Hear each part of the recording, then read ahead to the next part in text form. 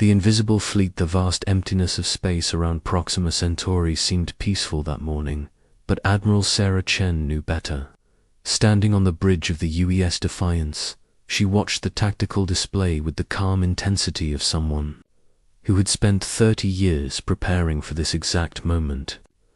The red dots representing the incoming HFY armada stretched across her screen like a spreading infection. "Ma'am, long-range sensors confirm the enemy fleet composition," reported Lieutenant Torres from the sensor station. 247 ships, 12 dreadnoughts, 38 heavy cruisers, and the rest are destroyers and fighter squadrons. Chen nodded without taking her eyes off the display. The HFY Empire had sent enough firepower to crack planets in half. Their massive vessels, each 1 kilometers long and bristling with energy weapons, represented the pinnacle of galactic military technology. For any other species, this would have been a death sentence. But humans weren't any other species. "Signal." "The fleet," Chen ordered, her voice carrying the authority of someone who had never lost a battle. "Activate silent protocol. Full implementation." The bridge crew moved with practiced efficiency. Chen had drilled them on this moment countless times, but she knew the weight of what they were about to attempt. The silent protocol wasn't just another weapon or defensive system. It was humanity's answer to a galaxy that had underestimated them for too long. Dr. Marcus Webb, the brilliant physicist who had made it all possible, stood quietly in the corner of the bridge. His weathered face showed no emotion, but Chen caught the slight tremor in his hands. This was his life's work, about to be tested against the most advanced military force in known space. Dr. Chen said softly, "Are you ready?" Webb straightened his shoulders and nodded. "The quantum shadow generators are online across all ships. The alien sensors work by detecting electromagnetic signatures, gravitational distortions, and quantum fluctuations. Our technology creates a perfect null field around each vessel.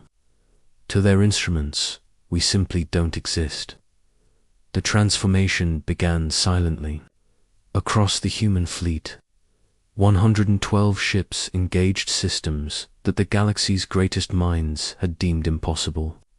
The quantum shadow generators hummed to life, wrapping each vessel in a cocoon of engineered nothingness. It wasn't just stealth technology, it was erasure from reality itself. Chen watched as her own ships vanished from the tactical display, one by one. The feeling was unsettling, even for someone who knew it was coming. Her fleet had become ghosts, invisible to every known method of detection. HFY fleet entering the outer system, announced the communications officer. "They're maintaining standard formation. No indication they've detected our presence." Through the viewport, Chen could see the first signs of the alien armada. Distant points of light that grew steadily brighter as massive ships decelerated from faster than light travel. The HFY vessels were beautiful in their own way, sleek and organic-looking, like living creatures bred for war. Commander Zekthal stood in the command center of the flagship Eternal Dominion, his 4 arms working the control interfaces with fluid precision. The HFY were an ancient race, their empire spanning dozens of star systems. They had conquered species that had thought themselves unconquerable, and today they would add humanity to that list. "All ships report ready for planetary bombardment," announced his second-in-command. "The human colonies show no signs of defensive preparations. Their primitive technology cannot threaten our vessels." Zekthal's mandibles clicked with satisfaction. The humans had been a minor curiosity when they first ventured into space. A young species with crude ships and simple weapons. The Galactic Council had barely acknowledged their existence. Now, after claiming 3 star systems and establishing colonies without permission, they needed to be taught their place. Begin the attack, he ordered. Target the orbital stations first, then the population centers. Make it quick but thorough. The galaxy must understand what happens to those who challenge the Kethva Empire. The alien fleet moved with deadly precision. Energy weapons charged with the power to melt continents.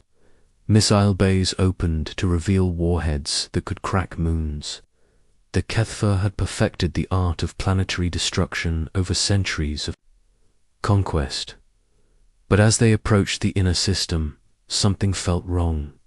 "Sir," called the sensor operator, his voice uncertain. "I'm detecting some unusual readings. Gravitational anomalies near the 4th planet."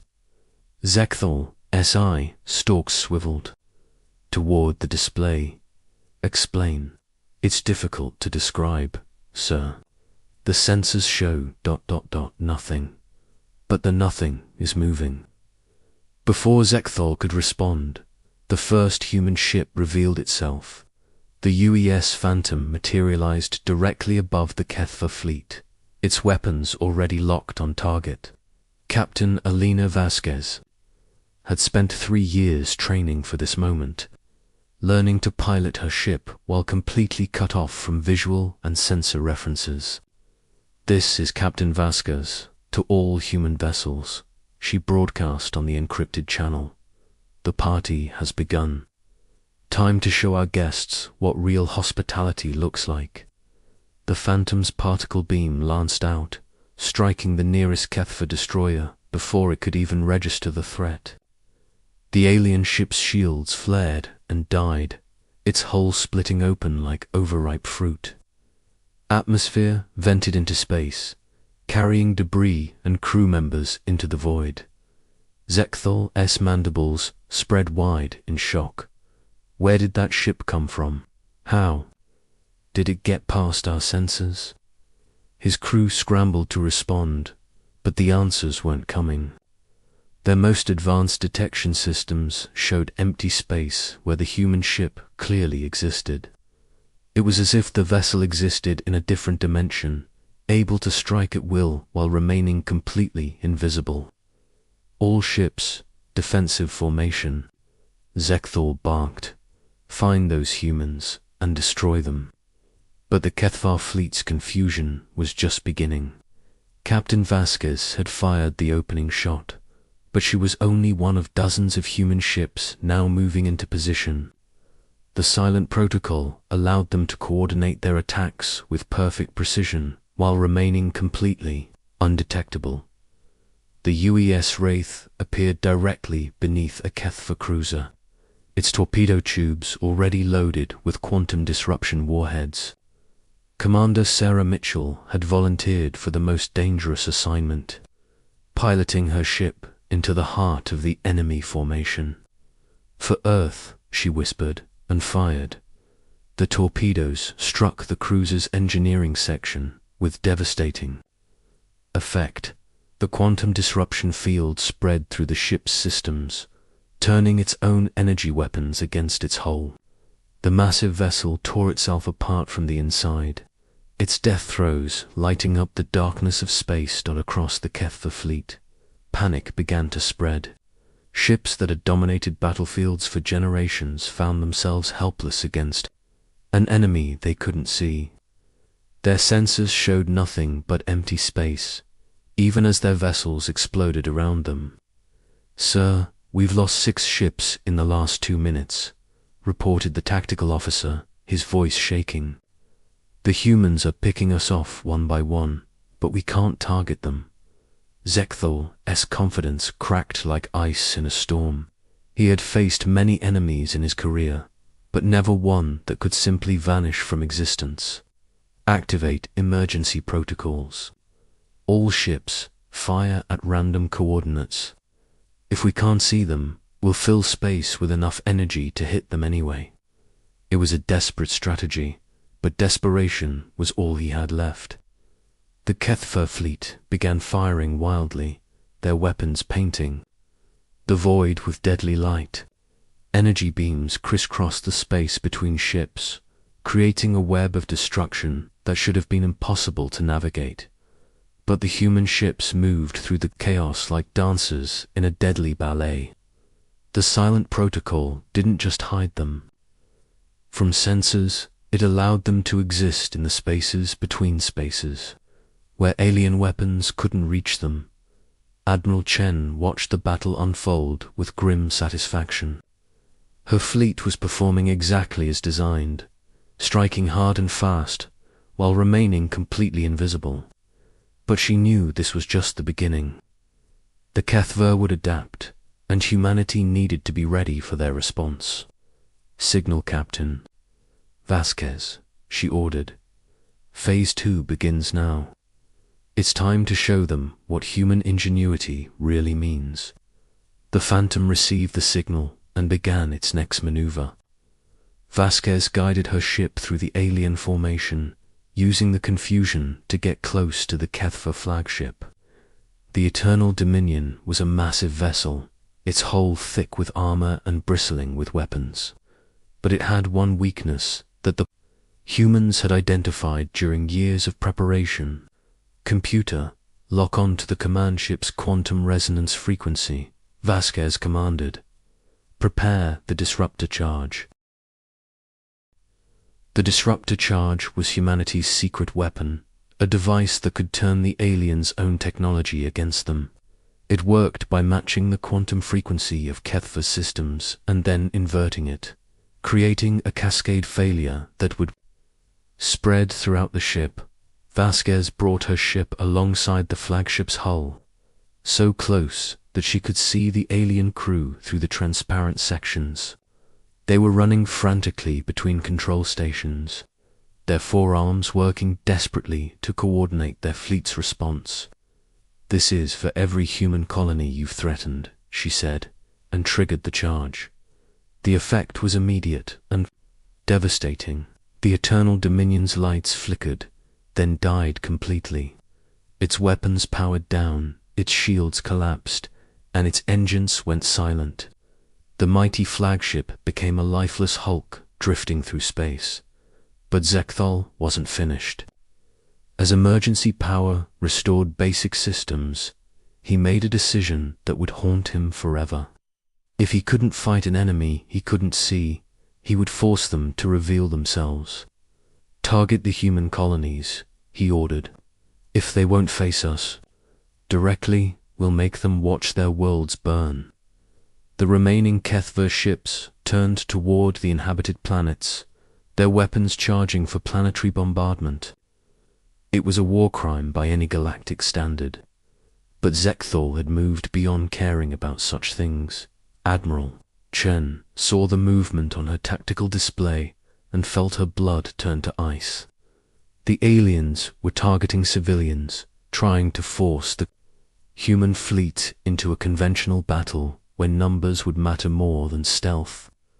"All ships, emergency intercept," she commanded. "Protect the colonies at all costs." The human fleet moved to block the alien attack. But revealing themselves would mean abandoning the advantage that the silent protocol provided. It was exactly what Zekthal was counting on. As the first part of this deadly game reached its climax, both sides prepared for a confrontation that would determine the fate of humanity's place in the galaxy. The HFY had numbers and firepower, but the humans had something far more dangerous: the element of surprise and the will to use it. The hunter becomes the hunted. The moment of truth had arrived. Admiral Chen faced a choice that would define humanity's future: maintain the silent protocol and watch innocent civilians die, or reveal her fleet to save the colonies and lose their tactical advantage forever. But Sarah Chen hadn't survived 30 years of military service by accepting impossible choices. She had a third option, one that would require perfect timing and complete faith in her crew's abilities. "Dr. Webb," she called to the physicist. Can the quantum shadow generators be modified for offensive use? Webb's eyes lit up with understanding. Theoretically, yes.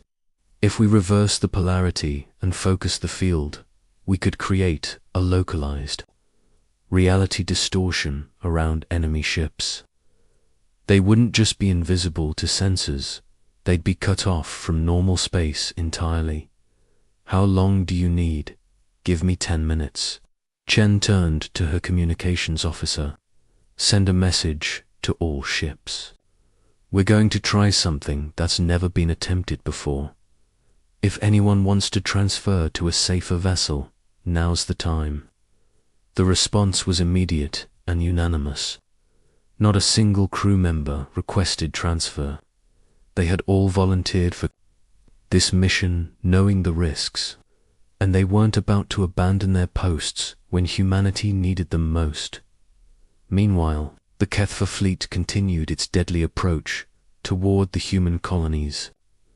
Zekthal had regrouped his remaining ships into a tight formation. Their combined firepower focused on the task of planetary annihilation. If he couldn't defeat the human fleet, he would at least complete his mission of demonstrating Kethva power. Sir, we're receiving a transmission from the humans, reported the communications officer. Zekthal's mandibles clicked with interest. Put it through. Admiral Chen's face appeared on the main display, her expression calm despite the desperate situation. Commander Zekthal, I am Admiral Sarah Chen of the United Earth Space Force. I'm giving you one chance to withdraw your forces and leave this system. The alien commander's laughter was a harsh, chittering sound. You dare to make demands while hiding like cowards. Show yourselves and face us in honorable combat, or watch your worlds burn. Honor? Chun's voice carried decades of hard-earned authority. There's nothing honorable about targeting civilians. You want to see what human courage looks like. You're about to get a demonstration. The transmission ended, leaving Zekthal staring at empty space. For a moment, he wondered if he had underestimated these humans. Then he dismissed the thought. No species in the galaxy could match Kethva, military might in direct confrontation. Dr. Webb worked frantically in the Defiance's engineering section, his hands flying over control interfaces as he modified the quantum shadow generators. The theory was sound, but they had never tested it on this scale. One mistake could tear holes in reality itself. Admiral, he called over the comm system. I'm ready, but I need to warn you about the risks. This modification could destabilize local space-time. We might not be able to control what happens next. The response was immediate. Doctor, sometimes the greatest discoveries come from the most desperate moments. Make it happen. The human fleet moved into position around the Kethva formation, their ships still invisible to alien sensors. But instead of attacking directly, they began to coordinate their quantum shadow fields, linking them together in a massive web of distorted space. Captain Vasquez piloted the Phantom through the alien formation, her ship's generator adding its power to the growing field. This is either going to be the most brilliant tactical maneuver in history or the most spectacular failure, she muttered to her crew. The effect began slowly. Individual Kethva ships started experiencing system malfunctions as reality became unstable around them.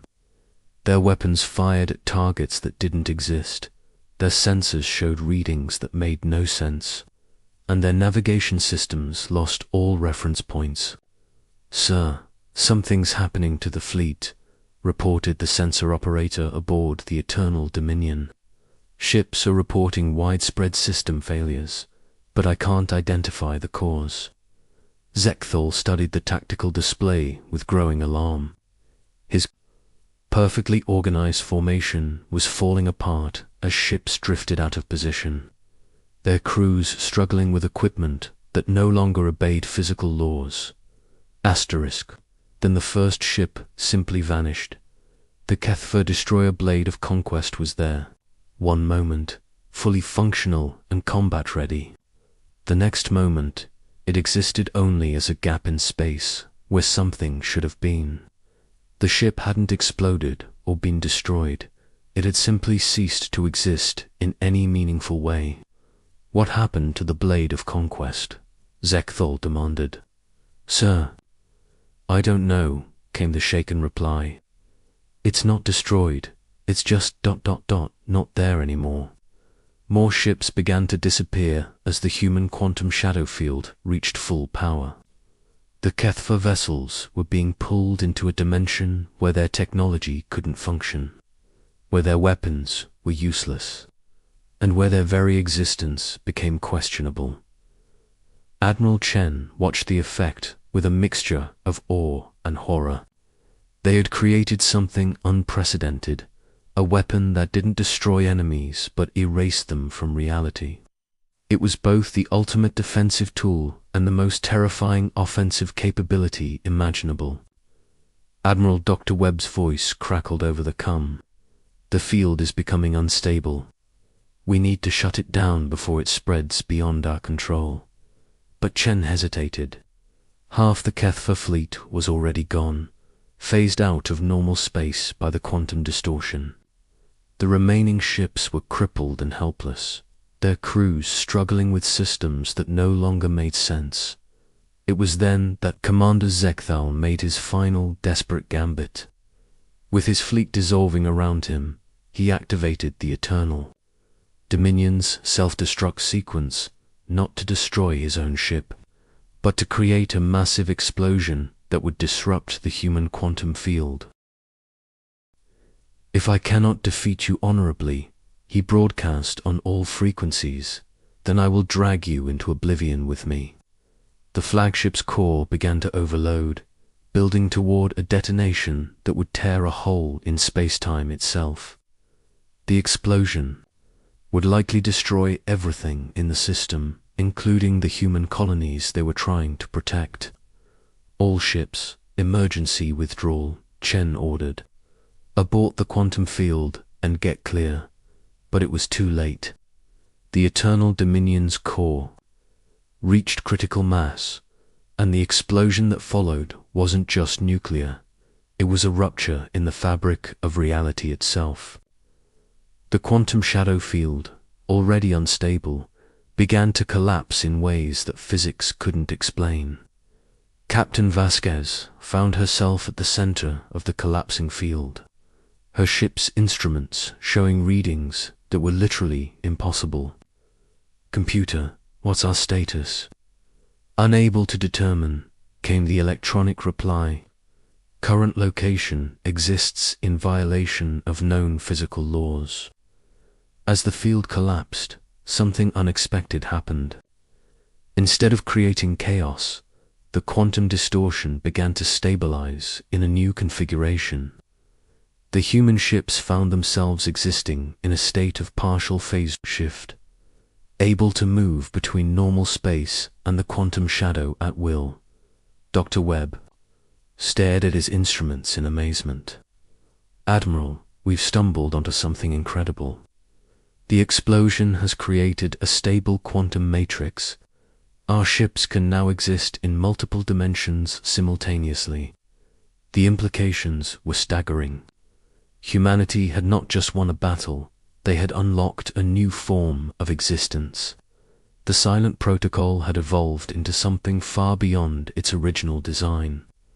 The remaining HFY ships, those that hadn't been phased out of existence, found themselves facing an enemy that could literally exist in multiple realities at once. Their weapons couldn't hit targets that weren't entirely in normal space, and their sensors couldn't track ships that existed partially in quantum dimensions. Zekthal's desperate gambit had backfired spectacularly. Instead of destroying the human fleet, he had given them capabilities that no other species in the galaxy possessed. "This is Admiral Chen to all remaining HFY vessels," she broadcast. Your commander's actions have ended this battle. Surrender now, and you will be treated according to galactic law. One by one, the surviving alien ships powered down their weapons and shields. Their crews had witnessed something beyond their understanding, and they knew continued resistance was futile. As the human fleet regrouped in normal space, Chen reflected on what they had accomplished. They had faced impossible odds and not just survived, but discovered new possibilities for human existence. The galaxy would never underestimate humanity. Again, Dr. Webb joined her on the bridge, his face showing the exhaustion of someone who had just rewritten the laws of physics. What do we do now, Admiral? Chen looked out at the stars, knowing that humanity's future among them had just changed. Forever. Now we learn to live in multiple dimensions, Doctor, and we make sure that no one ever threatens human colonies again. The battle was over, but humanity's journey into the quantum realm had just begun. The silent protocol had given them victory, but the quantum evolution would give them something far more valuable: the ability to exist beyond the limitations that had once defined them. In the years that followed, the galaxy would learn that underestimating human ingenuity was not just a mistake. It was a fundamental misunderstanding of what humanity could become when faced with extinction. They had not just won a battle, they had transcended the very nature of existence itself. And in the depths of space, where the quantum shadows danced between dimensions, humanity's greatest adventure was just beginning.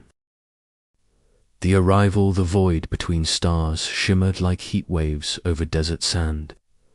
One by one, tiers in reality opened across the darkness, each one birthing a vessel of war from the depths of hyperspace.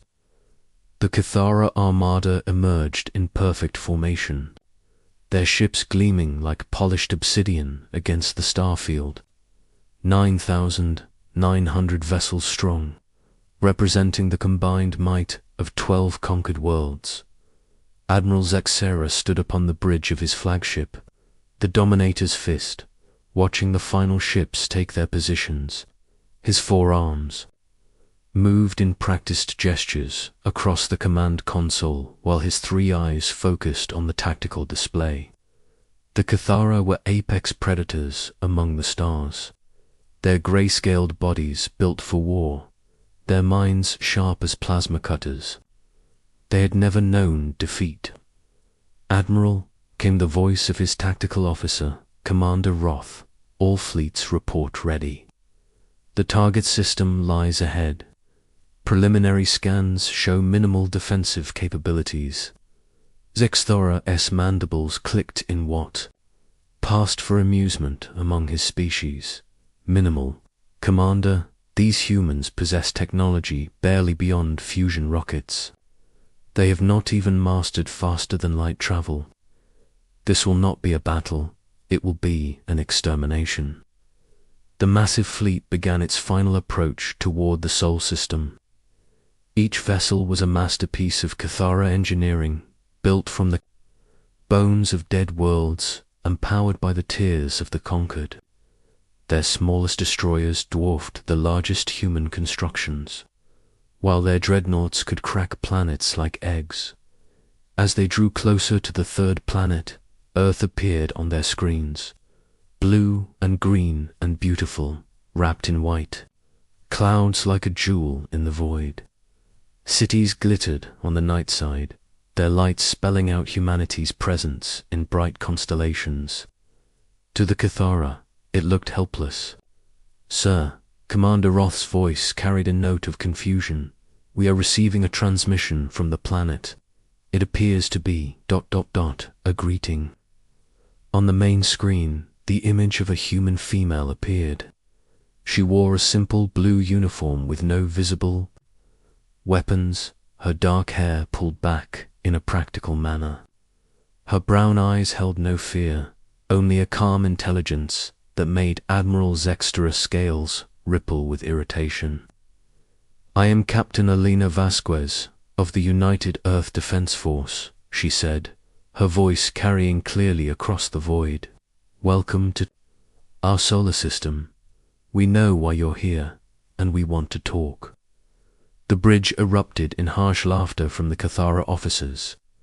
The idea that these soft-bodied mammals thought they could negotiate with the masters of a dozen worlds was beyond amusing talk. Zexara's voice boomed across the communication channel. You will surrender your world, humans. Your species will serve the Cathara Empire, or you will perish. There is no middle ground. Captain Vasquez nodded slowly, as if she had expected this response. We figured you might say that, Admiral Zexthara, isn't it? We've been watching your empire for longer than you know. We've seen what you do to worlds that resist you. We've also seen what you do to worlds that surrender. Then you know your fate is sealed, the Admiral replied. You have 1 hour to transmit your surrender. After that, we will begin bombardment of your major population centers. Actually, Captain Vasquez said, and for the first time, she smiled. We have a counter-proposal. How about you turn your ships around and never come back? Consider it a friendly warning from your new neighbors. The transmission cut out, leaving the Cathara bridge in stunned silence. Then the laughter began again. Louder this time, but Commander Roth was not laughing. He was staring at his sensor readings with growing confusion. Admiral, he said quietly, I'm detecting some unusual energy signatures throughout the system. The humans have more installations than we initially counted. Zexthara waved dismissively. Mining colonies and research stations. Nothing that our weapons cannot handle. Begin the attack formation. We will show these humans what happens when they mock the Cathara. But as the great fleet moved into position, something strange began to happen. The asteroid belt between Mars and Jupiter, previously appearing as nothing more than space debris, began to shimmer. What had looked like ordinary rocks were now revealing themselves as something else entirely. Admiral, Commander Roth's voice was urgent now. Those aren't asteroids, they're ships. Hundreds of them, maybe thousands. They've been hiding in the debris field. On Earth, deep beneath the Swiss Alps, Dr. James Chen stood in the control room of the Prometheus protocol. Around him, banks of computers hummed with barely contained energy, while technicians monitored systems that had been secretly built over the past century. The moment humanity had first detected alien signals, they had begun preparing for this. Dr. Chen, one of the technicians, called out, Ghost Fleet is fully powered and ready. The Cathara have taken the bait. Dr. Chen nodded grimly. The Ghost Fleet was humanity's greatest secret. A collection of ships built not on Earth, but in the outer reaches of the solar system, hidden in the asteroid belt, in the shadow of Jupiter's moons, even in the tail of comets. They had waited for decades for this moment. Activate the protocol, he ordered. Let them see what humans do when we have time to prepare. Back in space, the Cathara fleet was beginning to realize they had walked into something far more complex than a simple conquest. The asteroid belt was alive with hidden vessels, each one bristling with weapons that defied their understanding of human technology. The moons of Jupiter were revealing themselves as massive military installations, their surfaces opening like flower petals to expose weapon arrays that could shatter worlds. How is this possible? Zexthara demanded, his 3 eyes wide with disbelief. Our intelligence reports showed them as a primitive species. Commander Roth was frantically working at his console, trying to make sense of the readings. Sir, I'm detecting energy signatures consistent with antimatter weapons. And these power readings, they're using controlled fusion on a scale we've never seen before. The first shots came from the direction of Saturn. Not energy beams or plasma bolts, but something far more terrifying. Kinetic projectiles accelerated to significant fractions of light speed, invisible until they struck. 3 Cathara destroyers simply vanished, their hulls vaporized by the impact of what amounted to relativistic bullets. Impossible, Zek whispered, but his disbelief was shattered by the next wave of attacks. From the asteroid belt, camouflaged ships began to emerge, their hulls scarred and pitted to look like space debris. But these were no ordinary vessels. They moved with purpose and precision, their weapons, systems unlike anything in the Cathara databases. Captain Vasquez's voice crackled over the communication system again. But this time, she was no longer alone. Behind her, the bridge of her ship was revealed to be a massive command center, with hundreds of officers coordinating the defense of their world. "Admiral," she said, her voice calm despite the chaos erupting around them, "you made a fundamental error. You assumed that because we hadn't developed faster-than-light travel, we were primitive. But humans have something you don't understand. We have patience, we have time, and we have each other." The Cathara fleet was now under attack from multiple directions. The hidden installations throughout the solar system had revealed themselves, and they were not defensive positions.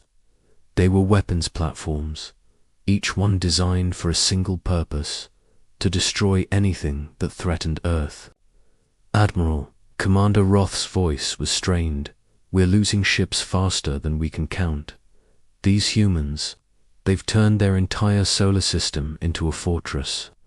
Zexara's scales had gone pale, a sign of fear among his species. "How many ships have we lost?" "Over 2,000 in the first wave, sir. And they're not stopping, these weapons. They're not just advanced, they're strategically placed. It's like they knew exactly where we would position our fleet." The truth was even more disturbing than Commander Roth suspected. Humanity had indeed known exactly where the Cathara would position their fleet, because they had been studying their tactics for over 50 years. Every alien transmission, every conquered world, every strategic decision had been analyzed and catalogued.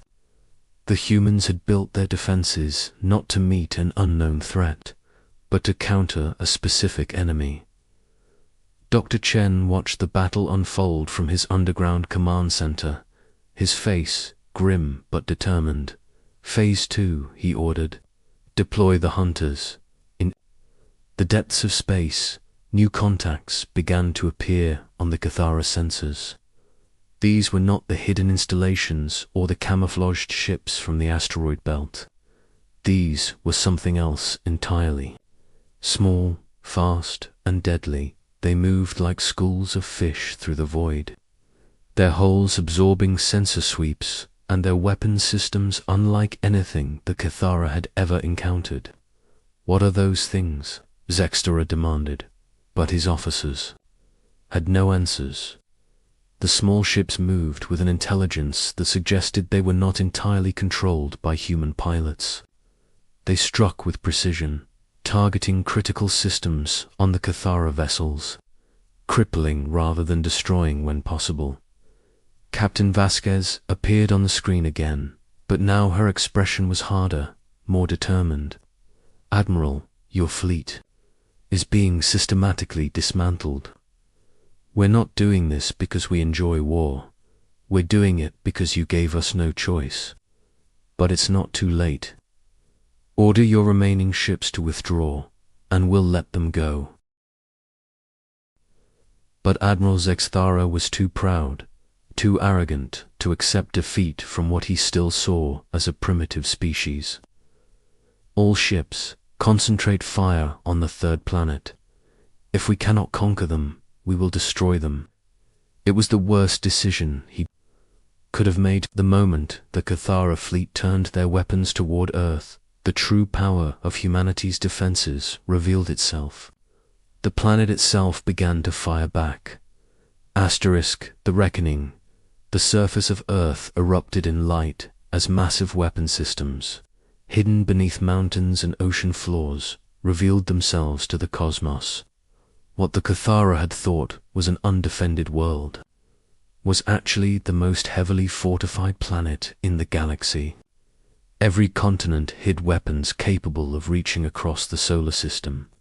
Every ocean concealed launch bays for vessels that defied conventional physics. Admiral Zexthora watched in horror as his mighty fleet, the pride of 12 conquered worlds, began to dissolve under the withering fire from a species they had dismissed as primitive. The humans had not just prepared for war, they had transformed their entire civilization into a weapon. Status report.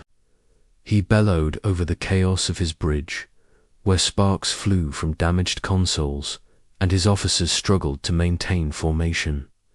Commander. Roth's voice was barely audible over the alarms. 7,000 ships lost, sir. The humans are using weapons we don't understand. Their projectiles are moving at impossible speeds, and their energy weapons are tearing through our shields like they weren't even there. On the main screen, the image of Captain Vasquez flickered back to life. Behind her, the human command center was a model of calm efficiency, with officers calmly coordinating the destruction of an invasion fleet that had conquered a dozen worlds. "Admiral," she said, her voice carrying a note of genuine sadness, "this is your final warning. Order your remaining ships to withdraw immediately, or we will destroy them all." Zexthora's mandibles clicked in rage. "You think you have won, human? This is merely the first wave. The Cathara Empire spans 1,000 worlds. We will return with 10 times this number of ships." Captain Vasquez nodded slowly. "We know about your empire, Admiral. We've been watching you for decades. We know about the slave worlds, the strip mine planets, the civilizations you've destroyed. That's why we can't let you leave to report back about our defenses." The Admiral's 3 eyes widened in disbelief. "You would commit genocide. You would destroy an entire fleet." "No," Captain Vasquez replied firmly. "We would defend our home. But we're not monsters, Admiral. We're giving your people a choice. Any ship that powers down its weapons and surrenders will be spared. Any ship that continues to threaten Earth will be destroyed." Across the Cathara fleet, individual commanders began to make their own decisions. Some, loyal to the Empire and their admiral, continued to fight. Others, seeing the futility of their situation, began to power down their weapons and transmit surrender codes. Commander Roth was among the latter. "Admiral," he said quietly, "we cannot win this battle. The humans have turned their entire solar system into a trap. We walked into it blind, and now we're paying the price." But Zexthara would not hear of surrender. "We are Cathara. We do not bow to inferior species. All ships, ramming speed. If we cannot conquer them, we will die with honor. It was a fatal mistake." The moment the remaining Cathara vessels began their desperate charge toward Earth, the human defenses revealed their final secret. The small, fast ships that had been harassing the fleet suddenly revealed their true nature. They were not piloted by humans at all, but by artificial intelligences specifically designed for space combat. Dr. Chen watched from his command center as the AI hunters, humanity's greatest technological achievement, began their final assault. Each one was a masterpiece of engineering, capable of thinking and reacting faster than any biological mind. Their weapons systems guided by perfect mathematical precision. "Sir," one of his technicians reported, "the AI fleet is requesting permission to engage in close quarters combat." Dr. Chen hesitated for a moment. The AI hunters were programmed with strict limitations to prevent them from becoming a threat to humanity. But in close combat, those limitations would be pushed to their absolute limits. "Permission granted," he said finally. "End this." The AI hunters moved like a swarm of mechanical angels, their hulls gleaming in the light of distant stars. They flowed around the charging Cathara vessels like water around rocks, their weapon systems finding weak points in armor that their designers had thought impenetrable. One by one, the great ships of the Cathara fleet fell silent. Some were destroyed outright, their hulls cracked open by weapons that struck with surgical precision. Others were disabled, their crews left alive but helpless as their ships drifted powerless through space. Admiral Zaxthora watched the destruction of his fleet from the bridge of his flagship, his three eyes filled with a mixture of rage and disbelief. How had this happened? How had a species that couldn't even leave their own star system destroyed the greatest military force the galaxy had ever known? Admiral, Commander Roth's voice was quiet now, resigned to their fate. "We have 17 ships left. 17 out of 9,900. We need to surrender." But before the Admiral could respond, the Dominator's fist shuddered under a massive impact. The humans had decided to make their own point about the futility of resistance. The flagship's main weapons array simply ceased to exist, vaporized by a weapon that left no trace of how it had been fired. Captain Vasquez's voice filled the bridge one final time. "Admiral Sexara, your ship is next. Order your remaining vessels to stand down, or we will finish what you started." For a long moment, the bridge was silent except for the sound of failing systems and the quiet prayers of terrified crew members. Then, slowly, Admiral Zexthora's shoulders sagged in defeat. "All ships," he said, his voice barely above a whisper, "stand down. Transmit surrender codes." The battle was over. Of the mighty Cathara armada that had arrived so confidently at the edge of the Sol system, only 17 ships remained. 17 ships that would carry the survivors back to their empire with a story that would change the balance of power in the galaxy forever. As the human fleet began to secure their prisoners and tend to their own minimal casualties, Captain Vasquez stood on the bridge of her command ship and looked out at the stars. They had won, but she knew this was only the beginning. The galaxy was vast, and there were other threats out there, other species that might see Earth as a target. But they would be ready. Humanity had learned the most important lesson of all. In a universe full of predators, the key to survival was not to be the strongest or the fastest, but to be the most prepared. And humans, with their patience and their ingenuity and their refusal to accept defeat, were very good at being prepared. Commander Roth, now the highest-ranking surviving officer of the Cathara fleet, found himself in a human detention facility aboard one of their ships.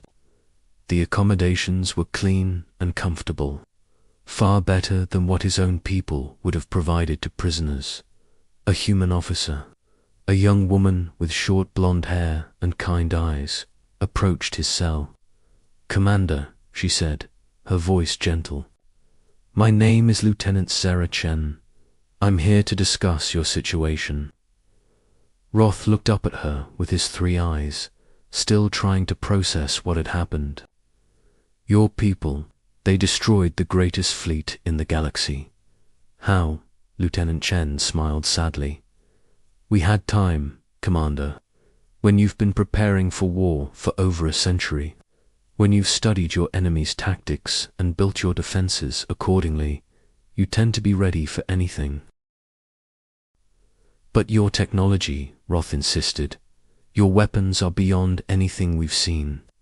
How did a species that hasn't even left their own star system develop such advanced capabilities? Because we didn't waste our time conquering other worlds. Chen replied, "We spent it learning. We spent it building. We spent it preparing for the day when someone like you would come calling." The truth was even more profound than she was telling him. Humanity had indeed spent over a century preparing for this moment, but they had not done it alone. Every alien signal they had intercepted, every crashed probe they had recovered, every piece of technology they had reverse engineered had been shared freely among all Earth's nations. For the first time in human history, the entire species had united behind a single goal: survival. The old divisions of nation and ideology had been set aside in favor of a more fundamental truth. In a universe full of predators, humanity's greatest strength was not their technology or their weapons, but their ability to work together when it mattered most. The 17 surviving Cathara ships began their long journey home, their crews forever changed by what they had witnessed. They carried with them a story that would spread throughout the galaxy, the tale of a species that had seemed weak and primitive, but had proven to be the most dangerous predator of all. Back on Earth, the celebration was subdued. They had won this battle, but the war was far from over. The galaxy was vast, and there were other threats out there, other species that might see humanity as a target, but they would be ready. They had learned the most important lesson of all. In a universe full of predators, the key to survival was not to be the strongest or the fastest, but to be the most prepared. And humans, with their patience and their ingenuity and their refusal to accept defeat, were very good at being prepared. As the stars wheeled overhead and the solar system returned to its quiet vigilance, humanity began to plan for the next challenge. They had announced themselves to the galaxy in the most dramatic way possible, and now they would have to live with the consequences, but they were ready for whatever came next. After all, they were human.